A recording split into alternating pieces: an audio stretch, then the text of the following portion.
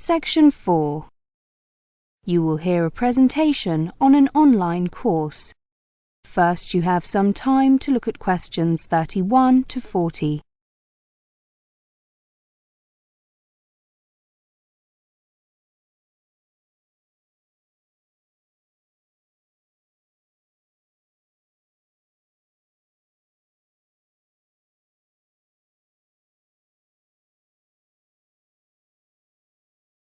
Now listen carefully and answer questions 31 to 40. Welcome to this presentation on our online course, An Introduction to Electronics, which runs over 10 weeks and starts on 8th of May. Let me just say at the beginning that if you cannot make this date, please send me an email about the next course, and I will send you a list of future dates. My email is the front of your brochures. Now, let me tell you something about the course. Based upon our popular 2-day overview of electronics course, this new online course will introduce you to the basic ideas behind electronic circuits. The course will consist of 10 units each, of which will involve around 5 hours of study. The course is designed to act both as an introductory course and as a refresher course. After taking the course, you should have a good idea of how electronic systems work and how they are made. In particular, the course focuses on the design of a hi-fi amplifier. The course is limited to analog electronics, where signals are represented by continuously variable voltages, and will not cover digital electronics, where signals are represented by discrete numbers. Students should normally have a reasonable proficiency in school maths and science. Study to GCSE level is sufficient for most of the course, though study to A level will enable a full understanding of the more advanced topics. Students on the course will be supplied with a copy of Terry Fitt's Fundamentals of Electronics. This will be used for directed reading, assignments and further study. It also serves as a useful reference source.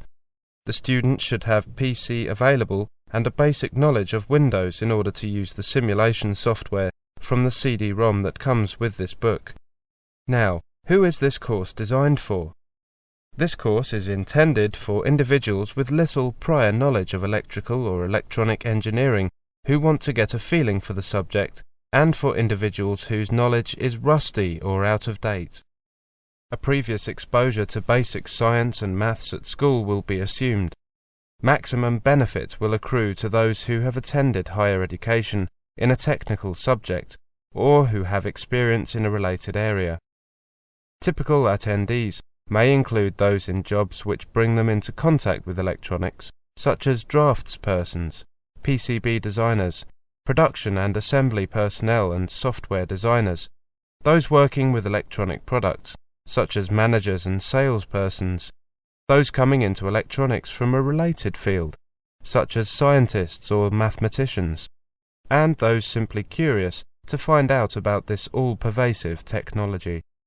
The benefits of this course are that, first, it gives you a quick insight into modern electronics. It also puts emphasis on practical devices and systems. Unlike many other courses, no prior knowledge is assumed, but previous exposure to school-level science and maths is assumed. Fourthly, it can be used as a refresher course. Fifth, there is the benefit of getting hands-on simulations, and finally, all delegates completing the course will receive a University of Oxford certificate of completion.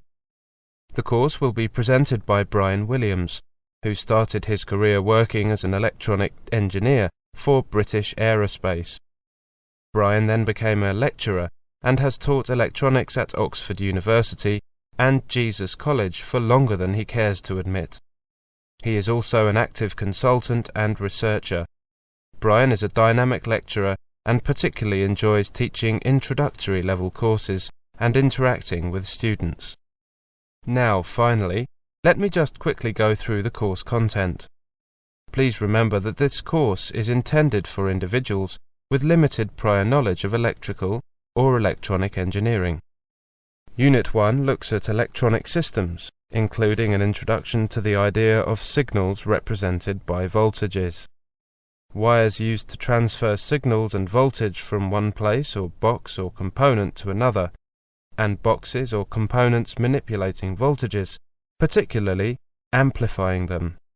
Unit 2 takes a look at Ohm's law, the linear relationship of voltage and current, and the concept of resistance.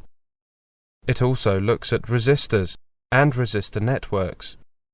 Unit 3 focuses on op-amps, providing an introduction to the ideal op-amp and its applications.